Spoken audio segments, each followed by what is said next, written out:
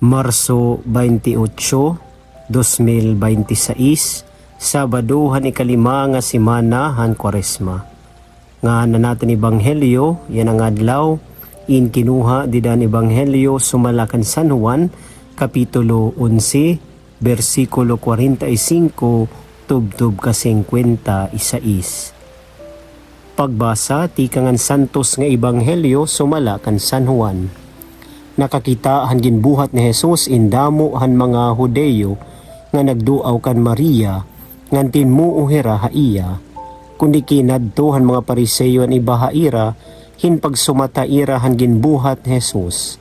Sanglit nagikita han labaw nga hukmanan an mga puno han kapadian ngan mga Pariseyo nga nagsiring, ano an aton bubuhaton?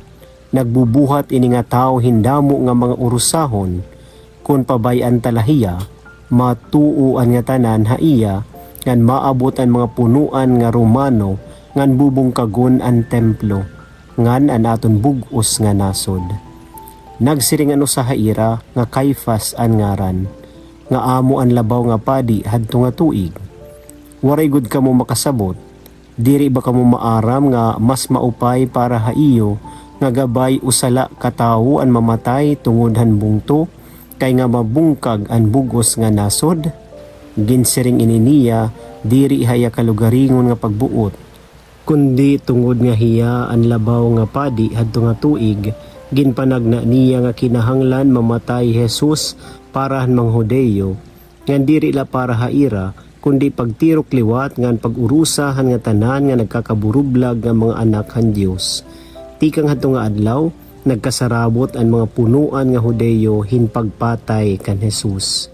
Sanglit waray na hiya magsudoy hindayag Hudeya, kundi binaya hiya nga napakadto hindapit nga haranihan kami ngawan, nga duhin bungto nga gingangaranan nga Ephraim. Nagpabilin hiya didto upuda niya mga tinunan. Hirani ay na ang fiestahan paglabayhan mga Hudeyo. Napakadto Jerusalem sa magfiesta indamo nga mga tao nga tikang ha kahurunan, pagtuman han seremonya san paglinis sumalahan balaod. Nagpinamiling kan Jesus ang mga tao, han katirok na nira dito han templo, nagipurupakian na hira, ano aniyo na huna, diri ba hiya mapakan hiya fiesta? An Ebanghelyo han Ginoo, pagdayawan ka, Kristo. Maupay nga oras mga kabugtuan ko didakan Kristo, dida natin Ebanghelyo na siring hi Caifas, labaw nga padi. It is better for one man to die than a nation to suffer. Kabay nala mamatay inusa nga tao kaysa mabungkag inusa nga bungto, inusa nga nasod. Ngan sobra na an ira kaaringit naton Ginoong Kristo, sanglit nagplano hirahin pagpatay haiya. Pero an kamatayon hanaton Ginoong Kristo, diri ngayan usa nga katapusan, kundi tinikangan ngayan hiya, hin katumanan han panagna, han mga manaragna. Ay an kamatayon hanaton Ginoong Kristo mga kabugtuan, nagdaraha aton hin bag-o nga kinabuhi. Aniya kamatayon nagtalwa sa aton, tikang hanaton kauripon han sala. Aniya kamatayon naging tinikangan hinbag-o nga ginsabutan. An amon professor han Christology nagpapahinumdum permiha amon nga diri laan kamatayon hanaton Ginoong Kristo ang nakatalwa sa aton, kundi an bugos nga ginbuhat ni Jesus para ha aton nga tanan. Aniya kinabuhi an pulong nga nahimo nga tawo amo ang nagtalwa sa aton, tikanghan pag-angkan haiya han Birhen Maria, kundi ginpanampkon hiya gahom han Espiritu Santo. Tubtuban niya tinatawag nga hidden life, nga naniya public ministry, nga niya pagbuhat hin mga milagro, pagpasabot han gahom han Dios nga dahaiya.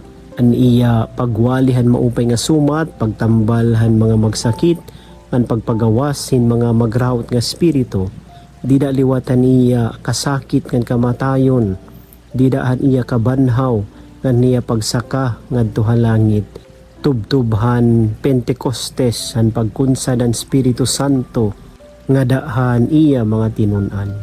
Sugad man mga kabugtuan, iton usa nga doktor, usa nga nurse, usa nga maestra or engineer, and diri la nagiging professional tungod kay napasarhira hiton board exam, kundi tungod kay iragin antos an kamakuri an pag-inaram, nagsakripisyo nira oras nira kusog para matangpos an ira pag-aram. Mga kabugtuan ko didakan Kristo, sugad hiniliwat itaton paglalakaton didahiton pagkabaraan. Maaram kitang iton pagkabaraan dir ila usa nga overnight nga event, kundi maiha nga proseso nga damo nga pagsakripisyo. Pero nagpapatapo dito naton Ginoong Kristo nga diri kita naguusaan hini nga aton paglalakaton kay permi kita niya inuupdan. Yan ang masulod kita hiton pinakasagrado na simana, hiton aton katoliko nga pagtuo, kalawan naton kung andam na ba iton aton kalugaringon. Mga kabugtuan, hinauton ta andam kita mag-angbit hiton kasakit hiton aton Ginoong Kristo para makaangbit liwat kita hiton iya pagkabanhaw. Hinautuntang itaton mga pulong nga naton mga buhat yan ang adlaw in maghatag hin kinabuhi ngan katambalan ngadto hiton iba pa nga katawhan. Amen.